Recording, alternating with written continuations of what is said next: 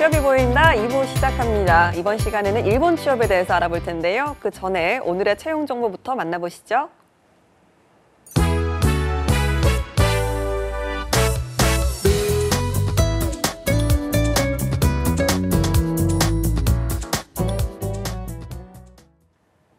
네, 취업 정보 알려드림의 신샘입니다. 공기업 및 공공기관 채용 소식입니다.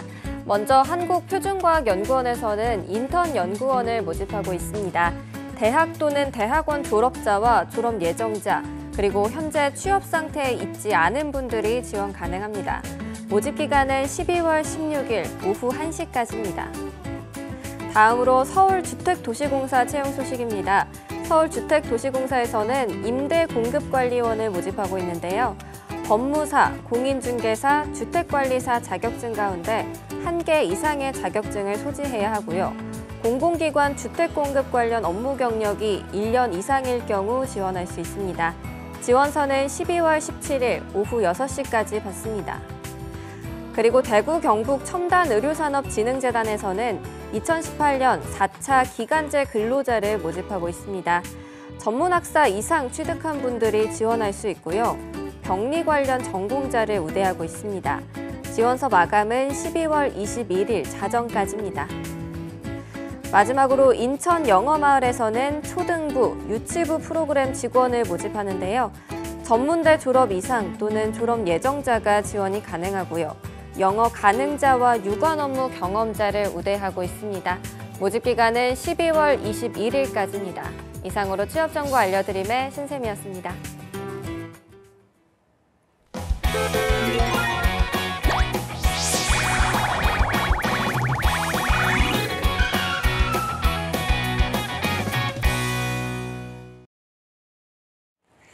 네, 해외 취업 어디까지 가봤니? 이번 시간에는요, 마이나비코리아의 김보경 대표님과 함께합니다. 어서 오십시오. 안녕하세요. 네, 너무 오랜만에 나오셨어요. 네, 또 한 달 만에 왔네요. 네, 그동안 또 어떤 시간 보내셨나요? 네, 일본 출장도 이제 매달 가고 있고, 네. 또 이번에는 특별하게 베트남 출장을 좀 갔다 왔습니다. 네, 베트남은 날씨가 좀 어떤가요? 네, 제가 딱 간 날이요. 딱 네. 10년 만에 태풍이 온 날이었기 때문에 네. 네, 굉장히 아이고. 선선했고요. 네. 네, 베트남 같지가 않았어요. 약간 더운 이미지가 있는데 그러니까요. 그날은 가서 오. 약간 긴 소매를 입을 정도로 네. 호치민이 굉장히 선선했습니다. 태풍이 오니까요. 네, 태풍이 오니까요. 네. 아니 가서 요즘 박항서 감독님이 베트남을 뜨겁게 달구고 계시잖아요. 열기를 좀 느끼셨습니까?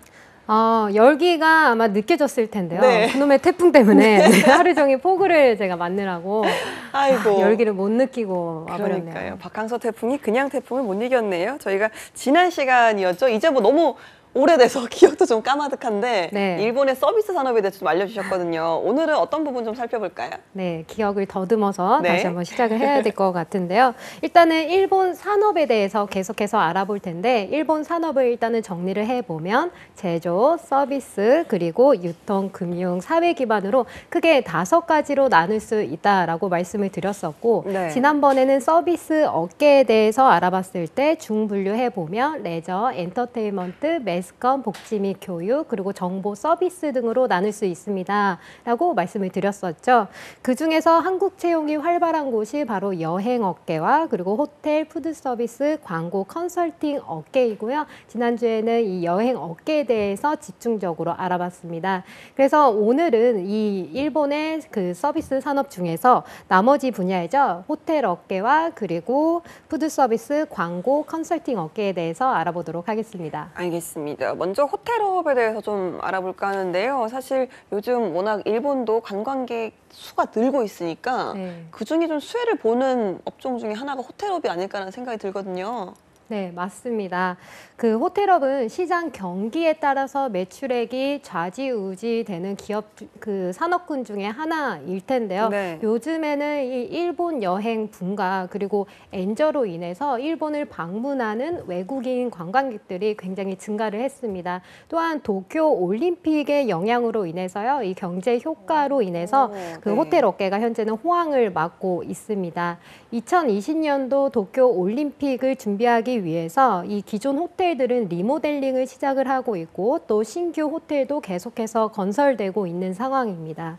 또 외국인 관광객들을 위해서 그런 가성비 좋은 호텔들 또한 늘어나고 있고요. 또 외국인들이 좋아라 하는 일본의 그 문화를 접목시킨 서비스 또한 현재 개발을 하고 있고 그 외국인 유치에 대해서 굉장히 적극적으로 준비 중에 있습니다. 예, 저는 일본을 가면 호텔도 물론 좋지만 저희 좀 전통 여관 료칸이라고 하죠.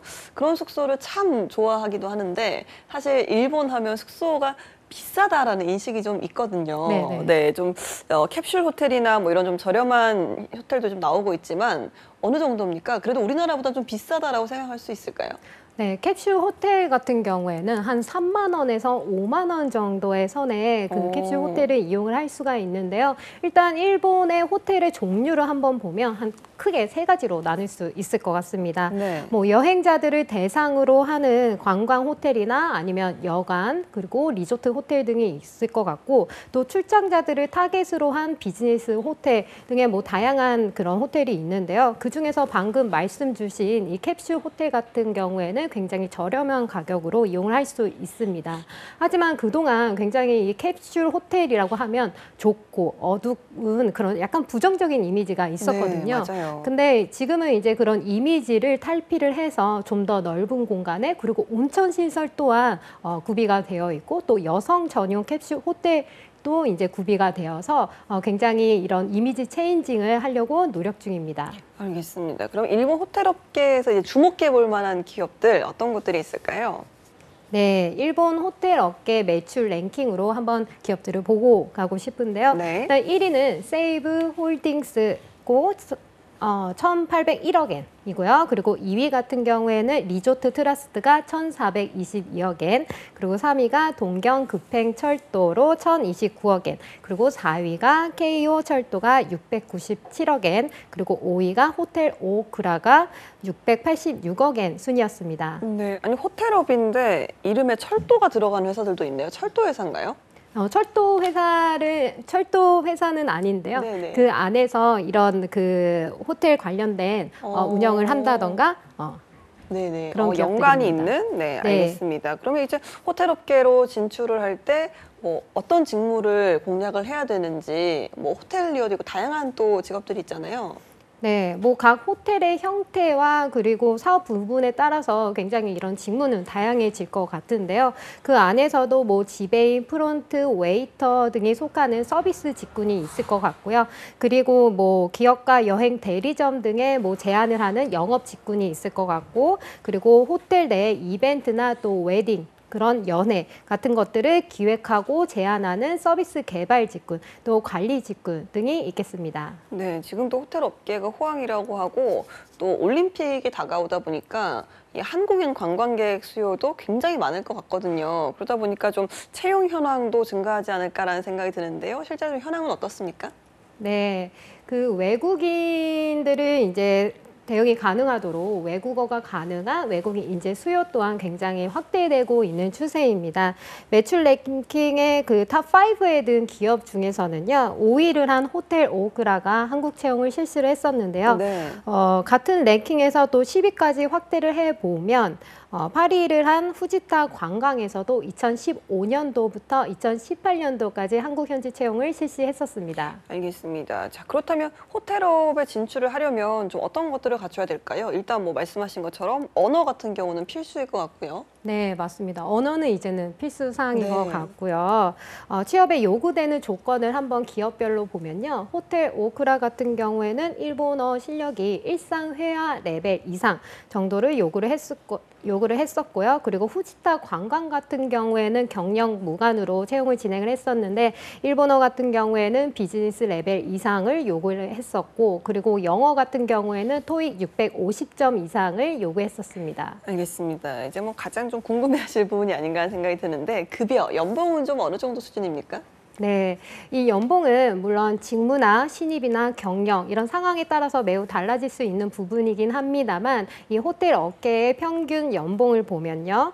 506만 원 정도로요. 하나로 하면 5천만 원 정도 선입니다. 알겠습니다. 다음으로가 이제 외식업계, 푸드서비스인데 사실 일본 하면 이 식도락의 나라라고 생각을 하잖아요. 네. 그래서 많이들 좀 맛집 투어하려고 가시는 분들도 있고 저처럼. 네. 이런 쪽 푸드서비스 산업은 지금 어떻습니까?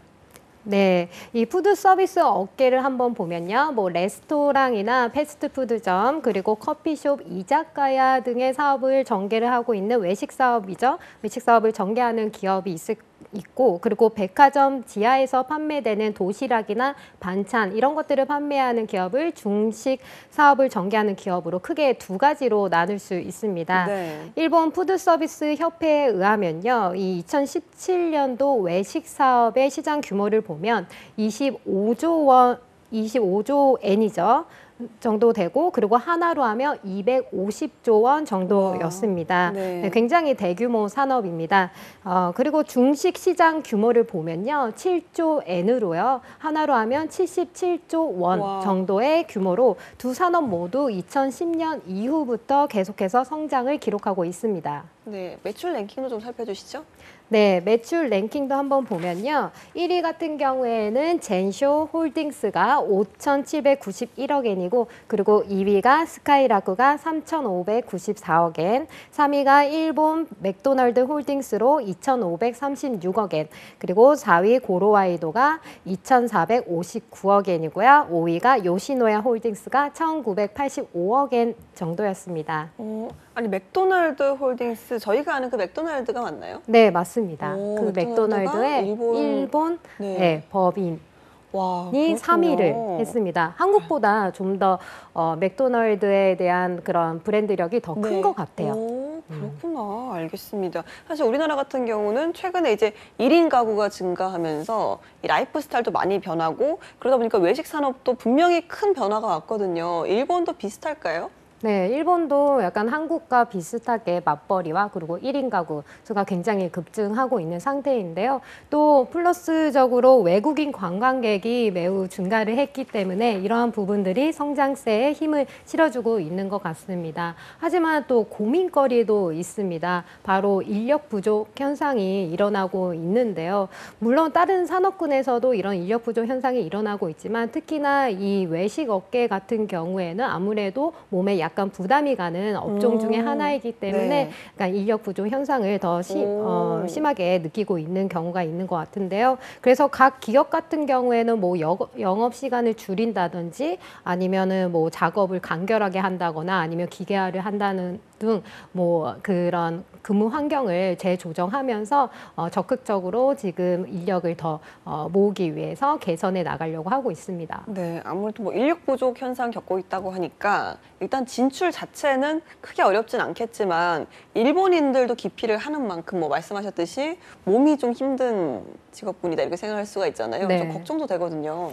네, 그렇죠. 네, 하지만 이제 푸드 서비스 업계에서 인력 부족이 약간 더 많은 것은 사실인데요. 하지만 일본에서는 뭐 방금 말씀드린 것처럼 전 산업에서 인력 부족 현상이 일어나고 있습니다. 뭐 각 기업들이 업무를 개선하기 위해서 매우 노력하고 있다는 점이 있고 또 우리 한국인들이 이제 그 진출을 했을 때 또 외국인 관광객들을 위한 서비스를 개발하고 뭐 전개하고 있기 때문에 그런 분야에서 여러분들이 글로벌 역량을 좀 더 키울 수 있고 또 기회를 잡을 수 있는 부분도 있다라고 생각이 듭니다. 그래서 약간 긍정적인 평가를 하고 있고요. 또 평균 연봉을 보면요. 490만 엔이고요. 그리고 하나로 하면 4,900만 원 정도로 낮지는 않습니다. 그렇군요. 자, 그렇다면 우리나라 구직자들이 이제 일본 푸드 서비스 업계에 진출을 하면 어떤 직무를 맡게 되는지도 참 중요하잖아요. 네. 직종을 보면요. 매출과 그리고 인재 관리 등의 뭐 점포의 전반적인 매니지먼트를 하는 점장이라는 포지션가요. 그리고 조리사, 그리고 체인점 등을 전개하고 있는 푸드 서비스 기업 같은 경우에는 그 지역별로 점포를 관리하는 점포의 그런 품질 같은 경우를 관리하는 관리자 이런 포지션이 있겠고요. 그리고 점포 개발 등의 직무 등이 있습니다. 알겠습니다. 자, 이번에는 광고업계로 좀 넘어가 볼까 하는데요. 어떤 네. 직종을 공략해 보는 게 좋을까요? 네, 일단 주목해 볼 만한 그런 직무를 보면요. 클라이언트들의 상품 또는 서비스에 대해서 일단은 시장 조사를 먼저 하고 마케팅과 그리고 커뮤니케이션 전략을 세우는 플래너라는 직종이 있을 것 같고요. 그리고 TV와 라디오, 신문 등의 매체 광고를 담당을 해서 제작하는 담당자가 있고 또 제작 직무 아래에는 디자이너나 카피라이터, CM 플래너 등이 있겠습니다. 알겠습니다. 그러면 뭐 업계에서 매출 랭킹도 한번 짚어볼까요? 네, 매출 랭킹을 한번 보면요. 1위가 덴츠로 1조 5,615억 엔이고요. 그리고 2위가 하쿠오도 9,470억 엔, 3위가 사이버 에이전트로 3,713억 엔, 그리고 4위가 ADK로 3,528억 엔, 그리고 5위가 DA 컨소시엄이 2,083억 엔이었습니다. 네. 이 가운데 3개 기업이 한국인 채용을 실시를 했었는데요. 먼저 1위를 한 덴츠라는 기업이 종합직 일괄 채용을 실시를 했었고 또 2위를 한 하쿠호도가 동일하게 종합직 일괄 채용을 실시했었습니다. 채용한 후에는 영업직이라든지 프로모션, 전략 등 적성에 맞는 세부 직종으로 배정을 하였고요. 그리고 전공은 따로 제한이 없이 이공계 또한 모집을 했었습니다. 언어는 일본어는 비즈니스 레벨 이상 정도 요구를 하였습니다. 그리고 3위를 차지한 사이버 에이전트 쪽에서도 한국 채용을 실시를 했었는데요. 모집 직종을 보면 엔지니어 직무와 그리고 디자이너 직무를 채용을 했었습니다. 마찬가지로 일본어 실력은 비즈니스 레벨 이상 요구됐습니다. 알겠습니다. 이런 기업 외에도 또 일본 광고업계 중에서 김부경 대표님이 추천하시는 곳이 있다고 들었거든요. 네. 일단 일본 광고 업계의 산업 규모를 보면요. 6조 8,675억 엔으로요. 하나로 했을 때 68조 원에 달하는데요. 그중에서도 특히 꾸준한 성장을 보여주고 있는 것이 바로 인터넷 광고입니다. 2014년에는 이 인터넷 광고 시장이 1조 엔을 돌파를 했고 인터넷 광고의 시장 규모는 더욱더 확대될 예정이거든요. 그래서 여러분들 중에서 온라인 광고 쪽에서 관심이 있으신 분들은 꼭 일본 진출도 고려해 볼 만합니다. 알겠습니다. 마지막으로 컨설팅 업계에 대해서 한번 알아볼까요? 네, 컨설팅 업계에서 활약하는 컨설턴트는 중립적인 입장에서 기업이 가지고 있는 과제를 해결할 수 있도록 해결책을 제안을 하는 그런 역할을 합니다. 일본의 컨설팅 업계 같은 경우에는 2010년 이후 꾸준한 성장세를 보이고 있고 특히나 대기업을 위주로 니즈가 굉장히 확대되고 있는 상황인데요. 현재 컨설팅 업계에서 해외 기업과의 연계가 중요한 과제로 떠오르고 있기 때문에 글로벌 인재에 대한 채용 수요는 계속해서 더욱더 늘어날 것이라고 생각이 듭니다. 네, 사실 일본 해외 취업 준비하시는 분들 중에 컨설팅 업계는 크게 고려해 보신 분들이 많진 않을 것 같다라는 생각이 들거든요. 자, 어떤 기업들이 포진해 있고 또 한국 분들은 어떤 부분을 공략을 하는 게 좋을까요? 네, 일단 일본 컨설팅 업계의 매출 랭킹을 통해서 기업을 한번 보고 싶은데요. 1위가 FT그룹으로 372억 엔.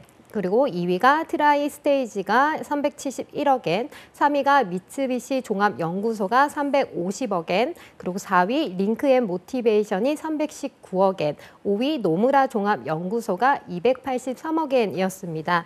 컨설팅 기업에서는 기본적으로 기업이 안고 있는 경영 과제를 발견을 하고 이를 분석을 해서 해결안을 제시하는 컨설턴트 직무가 있고요. 그리고 국내외를 막론하고 경제 상황을 분석해서 향후의 동향 이런 것들을 예측하는 이코노미스트의 직무가 있습니다. 그리고 채용 실적도 한번 같이 보면요. 전체 매출 랭킹 탑5 내에 한국인을 여기까지 와서 채용한 기업은 없었습니다. 네. 하지만 종합 컨설팅 기업인 딜로이트, 토머츠 컨설팅 기업이 최근 6년간 한국 현지 채용을 실시하고 있습니다. 모집 직무로는요, 경영 컨설턴트로 영어와 그리고 일본어 모두 비즈니스 레벨 이상 높게 요구가 됩니다. 그리고 보스턴 컨설팅 그룹에서도 한국 채용을 실시한 바 있는데요.